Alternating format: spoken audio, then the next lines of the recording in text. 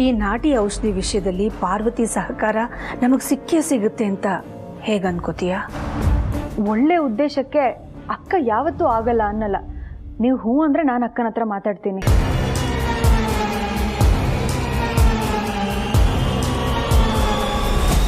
ಬೇಡಮ್ಮ ಜನನಿ,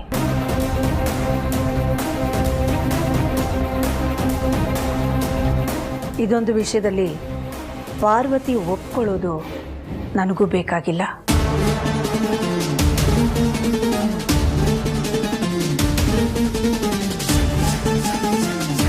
ಯಾಕತ್ತೆ? ಪಾರ್ವತಿಗೆ ಹೆರಿಗೆ ದಿನಗಳ ಹತ್ತಿರ ಬರ್ತಾ ಇದೆ. ಆದರೂ ಆ ಕೆಫೆಯಲ್ಲಿ ಕೆಲಸಕ್ಕೆ ಸೇರ್ಕೊಂಡಿದ್ದಾಳೆ. ದಿನ ಪೂರ್ತಿ ದುಡಿದು ಸುಸ್ತಾಗಿ ಮನೆಗೆ ಬಂದಿರ್ತಾಳೆ. ಹೇಳ್ಕೊಳ್ಳಲ್ಲ ಅಷ್ಟೆ. ಒಬ್ಬ ಹೆಣ್ಣಾಗಿ ಒಬ್ಬ ತಾಯಿಯಾಗಿ ನಾನು ಅರ್ಥ ಮಾಡ್ಕೊಳ್ಬಲ್ಲೆ. ಅದ್ರ ಮೇಲೆ ಈ ಕೆಲಸದ ಹೊರೆನೂ ಹೇಗೆ ಅಂತ ನಾನು ಅವಳ ಮೇಲೆ ಹೊರಿಸ್ಲಿ? ಪಾರ್ವತಿಗೆ ಈ ಹೊರೆ ಬೇಡ. ನಾವು ಅಂದ್ಕೊಂಡಿರೋ ಹಾಗೆ ಬೇರೆ ಡಾಕ್ಟರ್ ಸಹಾಯದಿಂದ ಈ ಪ್ರಾಡಕ್ಟನ್ನು ನಾವು ಲಾಂಚ್ ಮಾಡೋಣ. ಪಾಪ ಆ ತುಂಬಿದ ಬಸರಿಗೆ ವಿಶ್ರಾಂತಿಗೋಸ್ಕರನಾದರೂ ಸ್ವಲ್ಪ ಸಮಯ ಸಿಗಲಿ.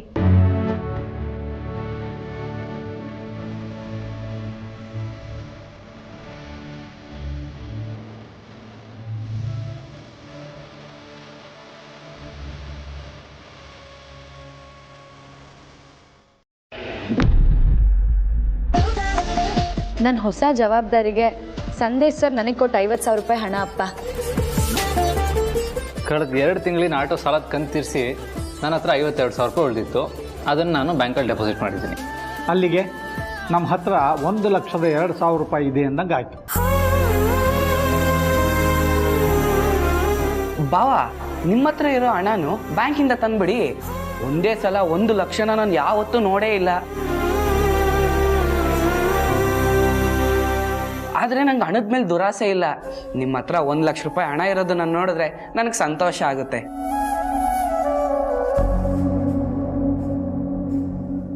ಅರ್ಸುನ್ ಕೋಟೆಯಲ್ಲಿ ಇರಬೇಕಾದ್ರೆ ನಿಮ್ಗೆ ಈ ಲಕ್ಷ ಹಣ ದೊಡ್ಡದಾಗೇ ಇರಲಿಲ್ಲ. ಅದೇ ಇಲ್ಲಿಗೆ ಬಂದಮೇಲೆ ಚಿಲ್ಲರೆ ಹಣನೂ ಕಣ್ಣಿಗೆ ಓದ್ಕೋತಾ ಇದ್ರಿ. ಅವಾಗ ನಂಗೆ ಎಷ್ಟು ಬೇಜಾರಾಗ್ತಿತ್ತು ಗೊತ್ತಾ?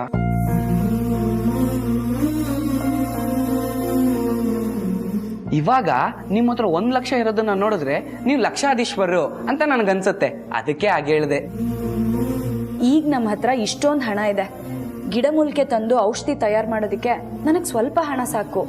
ಮಿಕ್ಕಿದ ಹಣ ಏನು ಮಾಡೋದು? ಕಂಠೀರ್ದು ಆಟೋ ಸಾಲ ತೀರಿಸ್ಬಿಡೋಣ. ಬೇಡ ಸಾರ್ಥಿ, ಆ ಹಣದಲ್ಲಿ ನಾನು ಇನ್ನೊಂದು ಆಟೋ ತಗೋತೀನಿ.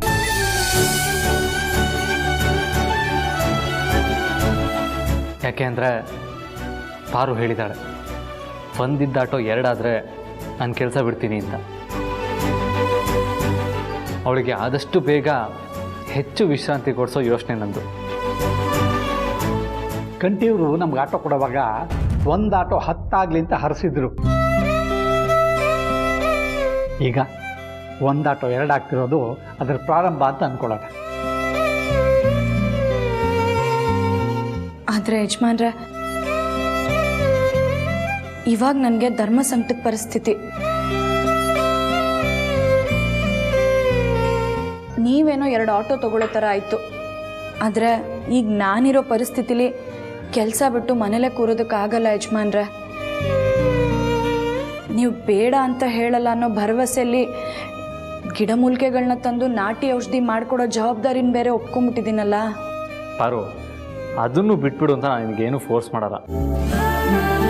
ಯಾಕೆ ಅಂದರೆ ಗಿಡಮೂಲಿಕೆ ತರಿಸಿ ಔಷಧಿ ಮಾಡೋದು ಏನು ಪ್ರತಿದಿನದ ಕೆಲಸ ಅಲ್ವಲ್ಲ, ಹಾಗಾಗಿ ಅದು ಓಕೆ. ಪಾರು, ಹಾಗೆ ಆ ನಾಟಿ ಔಷಧಿನ ಊರಲ್ಲಿರೋ ಬಸ್ರಿ ಹೆಣ್ಮಕ್ಳಿಗೆ ಮಾತ್ರ ತಲುಪಿಸಿದ್ರೆ ಸಾಲದು. ನೀನು ತಗೊಳ್ಳೋದಕ್ಕೆ ಶುರು ಮಾಡ್ತೀಯನೋ ನೋಡು. ಖಂಡಿತ ಯಜಮಾನ್ರೆ. ದೊಡ್ಡ ಯಜಮಾನ್ರೆ, ನೀವು ಇನ್ನೊಂದು ಆಟೋ ತೊಗೊಂಡ್ರೆ ಅಪಾರ್ಟ್ಮೆಂಟಿಂದ ಮಿಕ್ಕಿದ ಮಕ್ಕಳನ್ನು ನೀವೇ ಕರ್ಕೊಂಡೋಗೋ ಜವಾಬ್ದಾರಿ ವಹಿಸ್ಕೋಬೋದಾ ಅಂತ ನೋಡಿ. ಆದರೆ ಆ ಓನರು ನಿಮ್ಮ ಥರನೇ ಆ ಡ್ರೈವರ್ ನಮಗೆ ಸೆಟ್ ಆಗಬೇಕಲ್ವಾ ಅಂತ ಹೇಳಿದ್ರು. ಒಂದು ಕೆಲಸ ಮಾಡಿ, ನಿಮ್ಮ ಥರನೇ ನಂಬಿಕಸ್ಥ ಇನ್ನೊಬ್ಬ ಡ್ರೈವರನ್ನ ಹುಡುಕಿ ನಾನು ಹುಡುಕ್ತೀನಿ. ಆ ಥರ ಸಿಕ್ಬಿಟ್ರೆ ನಮಗೆ ಈಗ 2 ಇರೋ ಆಟೋ 4 ಆಗೋ ಸಮಯ ಬೇಗ ಬರ್ಬೋದಲ್ವಾ? ಇದನ್ನು ಗಮನದಲ್ಲಿ ಇಟ್ಕೊಂಡಿರ್ತೀನಿ ಸಾರ್ಥಿ. ಮೊದಲು ಕಂಟಿಯವ್ರಿಗೆ ಫೋನ್ ಮಾಡಿ ಇನ್ನೊಂದು ಆಟೋ ಕೊಡ್ಸೋದಕ್ಕೆ ಹೇಳ್ತೀನಿ.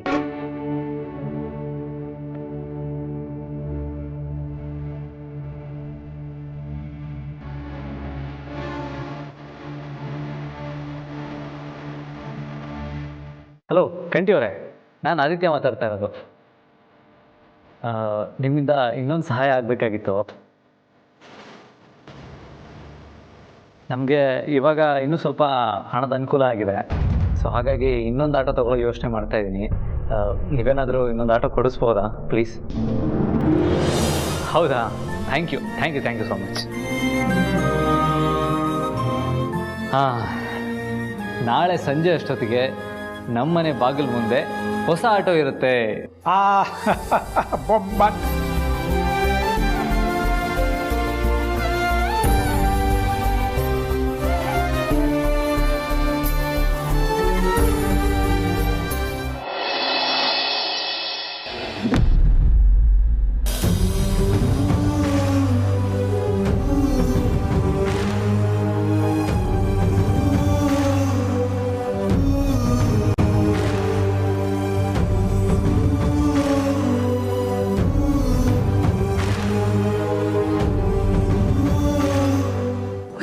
ಹುಷಾರು.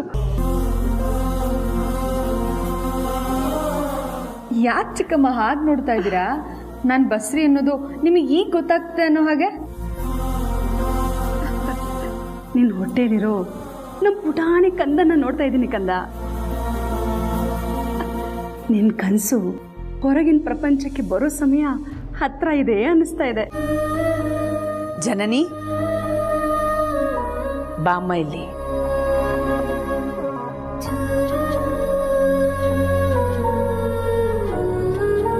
ಕೂತ್ಕೊಂಬ.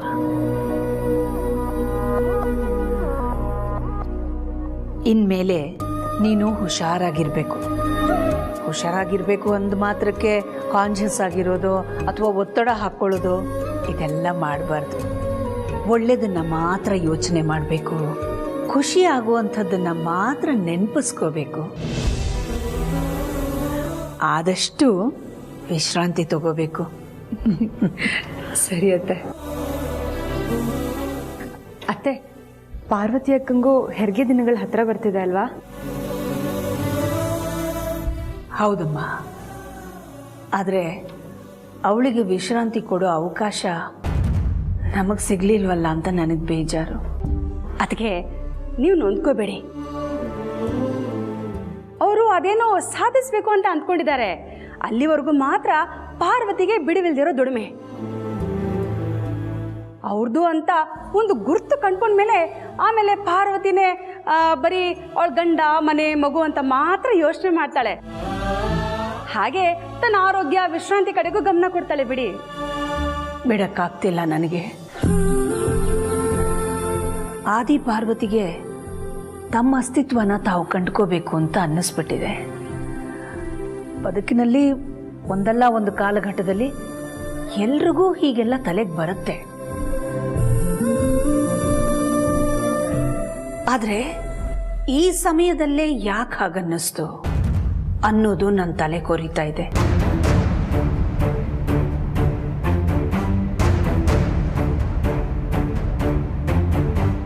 ರಾಣಂತರ ಈಗಲೂ ಅವ್ರ ಹಿಂದೆ ಯಾರಾದರೂ ಇರಬಹುದಾ?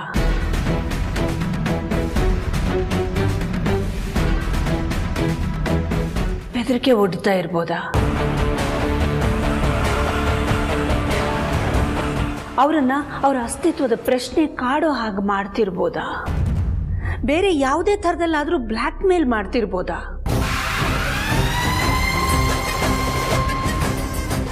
ಆ ಥರ ಯಾರಾದರೂ ಮಾಡ್ತಾ ಇದ್ರೆ ಆ ನೀಚರನ್ನ ನಾನಂತೂ ಸುಮ್ಮನೆ ಬಿಡಲ್ಲ.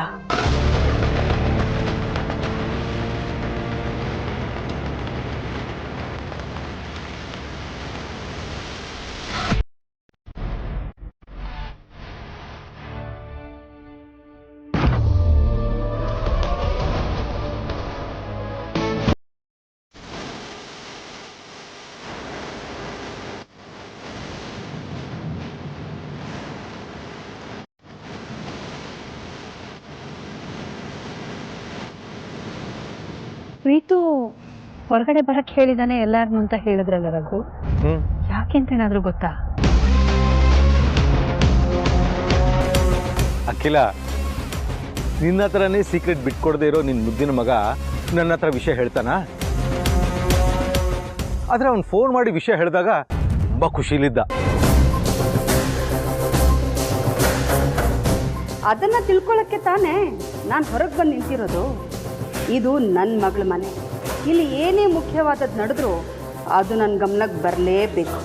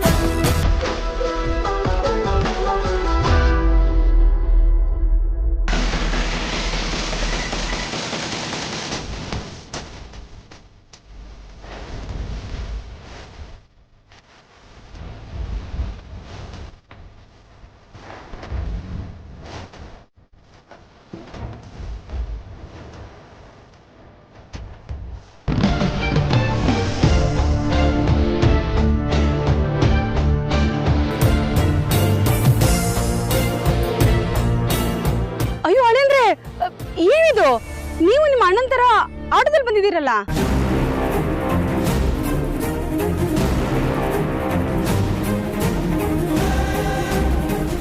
ಇವತ್ತಿಂದ ನಾನು ನನ್ನ ಬ್ರೋ ಥರ ಆಟೋ ಓಡಿಸ್ಬೇಕು ಅಂತ ಡಿಸೈಡ್ ಮಾಡಿದ್ದೀನಿ.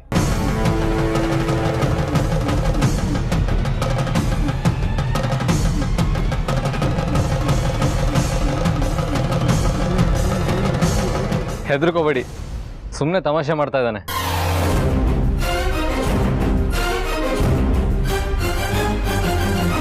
ನಾನೇ ಇನ್ನೊಂದು ಆಟೋ ತಗೊಂಡೆ.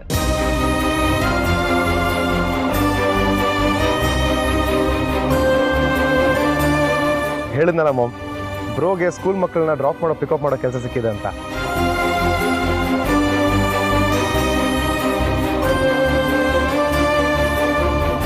ಅದಕ್ಕೆ ಇರೋ ಒಂದು ಆಟೋ ಸಾಕಾಗ್ತಿರ್ಲಿಲ್ಲ. ಹೆಂಗೋ ಬ್ರೋ ಹತ್ರ ಸೇವಿಂಗ್ಸ್ ಆಗಿತ್ತು.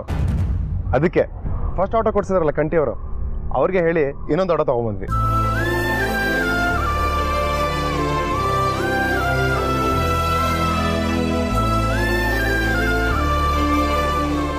ಒಂದು ಹೆಜ್ಜೆ ಮುಂದಿಟ್ಟೆ ಅನ್ನೋ ಖುಷಿ. ನನ್ನ ಮುಂದಿನ ಸಾಧನೆಗೆ ಈ 2 ಆಟೋಗಳೇ ಮುನ್ನುಡಿ.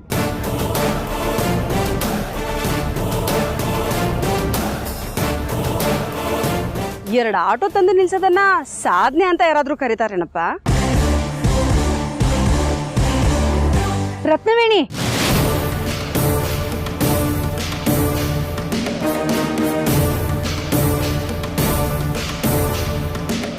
ಎಲ್ರು ಇಲ್ಲಿ ಏನ್ ಮಾಡ್ತಿದ್ದೀರಾ?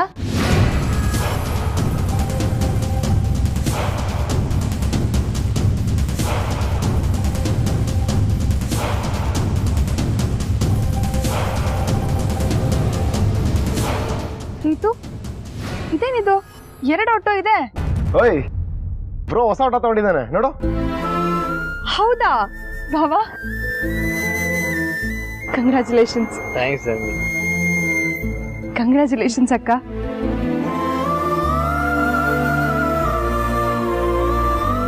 ಹೊಸ ಆಟೋ ತಗೊಂಡು ದೇವಸ್ಥಾನಕ್ಕೆ ಹೋಗಿ ಪೂಜೆ ಮಾಡಿಸೋದು ಬಿಟ್ಟು ಮನೆಗೆ ಬಂದಿದ್ದೀರಲ್ಲ.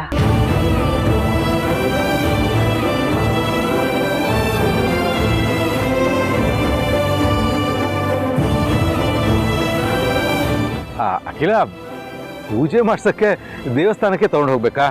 ನೀನೇ ಪೂಜೆ ಮಾಡ್ಬೋದಲ್ಲ?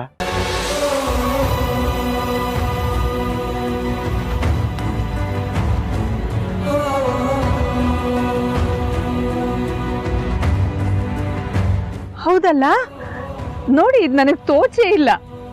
1 ನಿಮಿಷ, ಪೂಜೆ ಸಾಮಗ್ರಿ ತಗೊಂಡ್ಬರ್ತೀನಿ.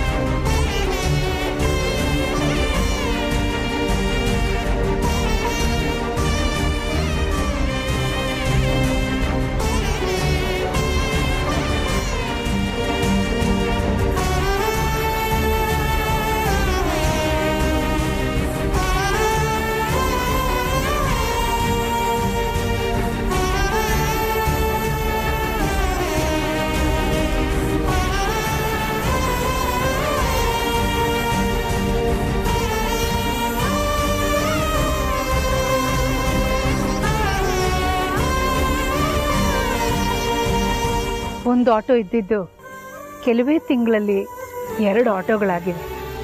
ಹಾಗೆ ಅದು 20 ಆಗಲಿ ಅದಕ್ಕಿಂತ ಹೆಚ್ಚಾಗಲಿ ಅಂತ ಹಾರೈಸ್ತೀನಿ.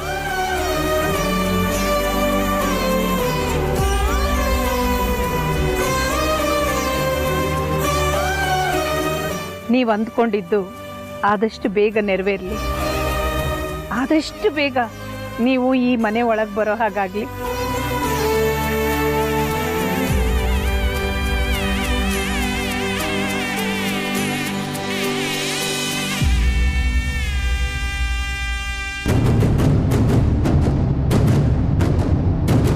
ಹೇಳಿದ್ವಲ್ಲ, ಅರ್ಸನ್ ಕೋಟೆ ಆಲದ ಮರದ ನೆರಳಿಂದ ದೂರ ಇದ್ದೇ ಸಾಧಿಸಿ ತೋರಿಸ್ತೀವಿ ಅಂತ.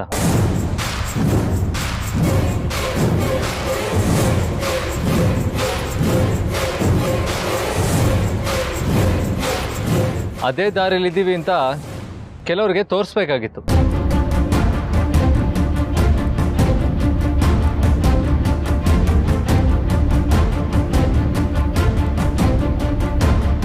ಅದಕ್ಕೆ 2 ಆಟೋನೂ ತಗೊಂಬಂದ್ವಿ. ಅಪ್ಪ, ನಿಮ್ಮ ಸೊಸೆನ ನಾಳೆ ಡಾಕ್ಟರ್ ಹತ್ರ ಚೆಕಪ್ಗೆ ಕರ್ಕೊಂಡು ಹೋಗ್ತಾ ಇದ್ದೀನಿ. ಅದು ನಮ್ಮ ಫ್ಯಾಮಿಲಿ ಡಾಕ್ಟರ್ ಹತ್ರನೇ. ನಂದೇ ಹಣದಲ್ಲಿ ತೋರ್ಸೋದಕ್ಕೆ ಹೋಗ್ತಾ ಇದ್ದೀನಿ. ಯಾವ ಗೌರ್ಮೆಂಟ್ ಸ್ಕೀಮೂ ಇಲ್ಲ.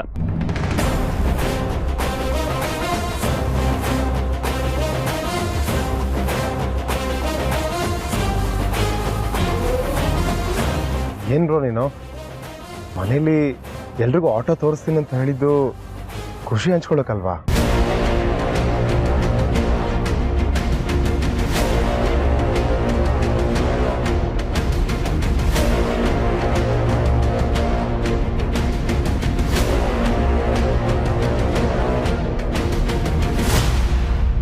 ಪಾರು, ಹೊರಡೋಣ?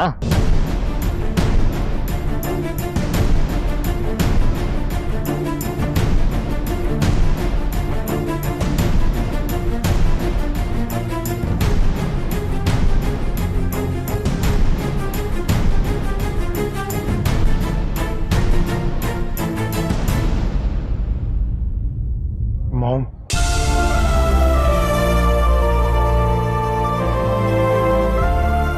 ನನಗೇನು ಬೇಜಾರಿಲ್ಲಪ್ಪ. ನೀನು ಏನು ಬೇಜಾರು ಮಾಡ್ಕೋಬೇಡ. ಈ ವಿಷಯದ ಬಗ್ಗೆ ಅವ್ರ ಹತ್ರ ಯಾಕೆ ಅಂತ ಕೇಳೋದಾಗ್ಲಿ, ಕ್ಲಾರಿಫಿಕೇಶನ್ ಆಗಲಿ ಯಾವುದ್ರ ಅವಶ್ಯಕತೆನೂ ಇಲ್ಲ. ಯಾವುದು ಮಾಡೋದು ಬೇಡ. ನನಗೆ ಈಗ ಒಂದು ಅರ್ಥ ಆಗಿದೆ. ಅವರು ಬೇರೆ ಥರನೇ ಮಾತಾಡ್ತಾರೆ. ನನ್ನ ಮನಸ್ಸು ಅದನ್ನ ಇನ್ಯಾವುದೋ ಬೇರೆ ಥರನೇ ಅರ್ಥ ಮಾಡ್ಕೊಳ್ಳುತ್ತೆ. ಈ ಸರ್ತಿ ನಾವೆಲ್ಲರೂ ಮನಸ್ಸಿನ ಮಾತನ್ನೇ ಕೇಳೋಣ.